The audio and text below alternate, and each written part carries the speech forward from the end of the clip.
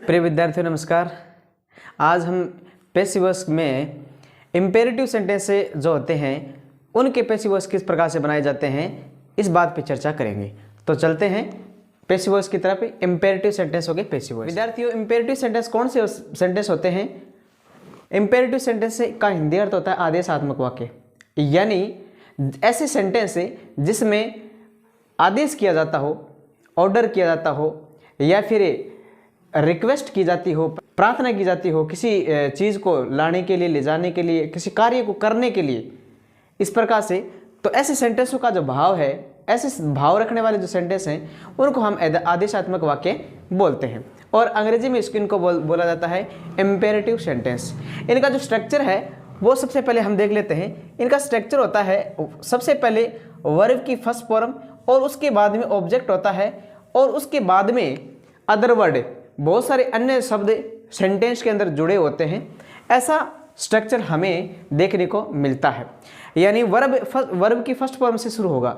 अगर sentence imperative sentence negative sentence होगा तो डू, डज और डिड इस प्रकार से शुरू होगा। ठीक है, तो यहां पे चलते हैं। हमारे सामने दो इंपेरेटिव सेंटेंस हैं, यानी bring some water, don't take that, इस प्रकार से। तो यहां पे देखेंगे प्रिय विद्यार्थियों, ब्रिंग सम वाटर ये पॉजिटिव सेंटेंस है, यानी सीधा इंपेरेटिव सेंटेंस है। डोंट टेक दैट, ठीक है, ये है इंपेरेटिव नेगेटिव सेंटेंस, ये नकारात्मक वाक्य है। तो इन दोनों का ही हम किस प्रकार से पैसिव वॉइस में इनको बदलेंगे इस बात पे चर्चा करेंगे। थोड़ा सा ध्यान दीजिएगा इस बात पे। तो देखते हैं किस प्रकार से इन सेंटेंसों का हम पैसिव वॉइस लिखते हैं।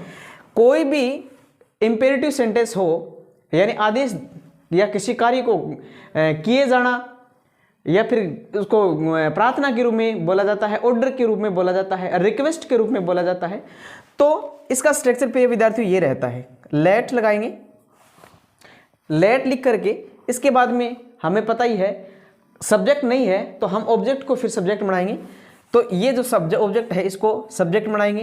तो यहाँ पे लेकिन एक बात ध्यान में रखिए, लेट के बाद में जो शब्द होगा वो ऑब्जेक्टिव केस होगा। ठीक है, तो यहाँ पे ऑब्जेक्ट आएगा, ऑब्जेक्ट, इसके बाद में बी और इसके बाद में क्रिया की थर्ड फॉर्म, ये स्ट्रक्चर रहता है। ठीक है, तो इसी प्रकार से इसी फार्मूले को आप कागज में नोट करें और बार बार अभ्यास करें। तो देखते हैं इन सेंटेंसों का किस प्रकार से पैसिव वॉइस में लिखते हैं इनको। तो लेट, सबसे पहले हम क्या लगाएंगे, लेट, इस प्रकार से, और इसके बाद में सम वाटर, सम वाटर, इसके बाद में क्या लगाना है, बी, तो इस सेंटेंस के अंदर बी लगा देंगे और क्रिया की थर्ड फॉर्म, क्रिया ये है, इसकी कौन सी फॉर्म लगाएंगे, थर्ड फॉर्म। तो ब्रिंग की थर्ड फॉर्म होती है ब्रोट, ब्रिंग की थर्ड फॉर्म होती है ब्रोट। तो यहां पे क्या लगा देंगे, BROUGST, ब्रोट। तो इस प्रकार से जो इंपेरेटिव सेंटेंसों के पैसिव वॉइस बनाए जाते हैं। इसी सेंटेंस को नीचे बड़ा जो सेंटेंस बनाएंगे तो नेगेटिव हो जाएगा। जैसे लेट से शुरू करते हैं वाक्य को, लेट दैट, यहां पे इसको ऑब्जेक्ट बनाएंगे तो दैट। ठीक है, इसके बाद में क्या लगाएंगे, देखिए क्रिया ये है। ठीक है, तो यहां पे बी लगा देंगे, नोट लगा देंगे और क्रिया की थर्ड फॉर्म टेकन, इस प्रकार से। तो ये नेगेटिव सेंटेंस पैसिव वॉइस में लिखेंगे। तो इंपेरेटिव सेंटेंसों को किस प्रकार से पैसिव वॉइस बनाए जाते हैं ये हमने आज पढ़ा, सीखा किस प्रकार से। इन्हीं से रिलेटेड आप दूसरे उदाहरण भी देख सकते हैं। एक बहुत ही अच्छा सेंटेंस प्राय परीक्षा के अंदर पूछ लिया जाता है जैसे, और उदाहरण भी अच्छा है ये, डू इट, इसे कीजिए। तो इसको ये देखो, ये वर्ब है और ये हो गया ऑब्जेक्ट, तो इसी को ऑब्जेक्ट बनाएंगे। तो कहने का मतलब वर्ब की फर्स्ट फॉर्म है ये और उसके बाद में ऑब्जेक्ट आ रहा है, तो इंपेरेटिव सेंटेंस है। तो इस आधार पे, यानी इस सूत्र के अनुसार ये सेंटेंस बनाया जाएगा। तो लेट, लेट के बाद में इट, इट के बाद में क्या लगाएंगे, बी लगाएंगे और क्रिया की थर्ड फॉर्म लगाएंगे, यानी क्रिया की थर्ड फॉर्म यानी डू की थर्ड फॉर्म लगाएंगे डन, और इस प्रकार से पैसिव वॉइस में बदला जाएगा सेंटेंस। तो ये होते हैं इंपेरेटिव सेंटेंस, ठीक है, जिनको हम पैसिव वॉइस में लिखते हैं। आदेशात्मक वाक्यों को पैसिव वॉइस में किस प्रकार से बदला जाता है। इसी प्रकार से 9th और 10th और 8th क्लास के अंदर एक स्ट्रक्चर और पूछा जाता है पैसिव वॉइस से रिलेटेड, वो देखते हैं।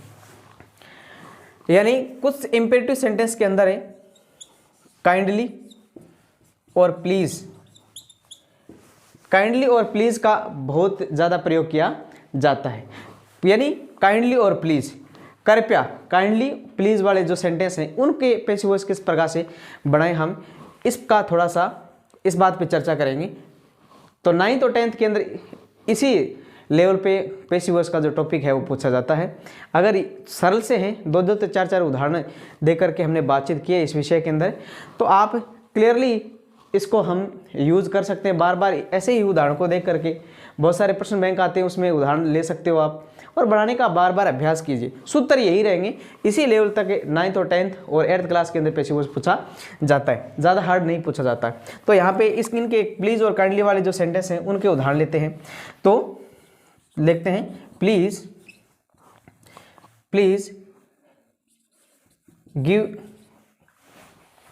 Give me some money, please give me some money.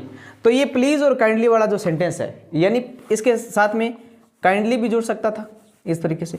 तो कहने का मतलब प्लीज और काइंडली है वो सेंटेंस के अंदर, इंपेरेटिव सेंटेंस के अंदर क्या दिखाते हैं, रिक्वेस्ट का भाव दिखाते हैं।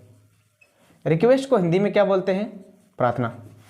रिक्वेस्ट का भाव दिखाते हैं। तो इनको पैसिव वॉइस में बदलते समय आपको इस प्रकार से लिखना चाहिए वो सेंटेंस, यू आर रिक्वेस्टेड, क्योंकि क्रिया की हमें थर्ड फॉर्म चाहिए, तो ये भाव किसका है, प्रार्थना का है। तो वर्ब इसकी थर्ड फॉर्म लगेगी रिक्वेस्टेड। इसके बाद में टू सेंटेंस से आगे लगाएंगे प्रीपोजिशन का प्रयोग करके, और जिन सेंटेंसों में काइंडली आता है और प्लीज आता है उनको छोड़ देंगे, क्योंकि प्लीज और काइंडली का जो भाव है वो यहाँ पे हमने लिख दिया है। तो यू आर रिक्वेस्टेड टू, और बाकी जो सेंटेंस है, बचा हुआ सेंटेंस है, वो यथास्थिति जैसा का तैसा है वो लिख देंगे, उसमें कोई बदलाव नहीं किया जाता है। तो 9th और 10th के अंदर इस प्रकार के जो प्रश्न है वो अक्सर परीक्षा के अंदर देखे गए हैं, तो आप इनका भी अभ्यास करें। तो कैसे लिखेंगे, यू आर रिक्वेस्टेड टू, सीधा का सीधा वाक्य उतार देंगे, गिव मी सम मनी, इस तरीके से। ऐसे और भी बहुत सारे सेंटेंस हो सकते हैं। जैसे एप्लीकेशन के अंदर लास्ट वाला जो सेंटेंस होता है, जैसे काइंडली ग्रांट मी लीव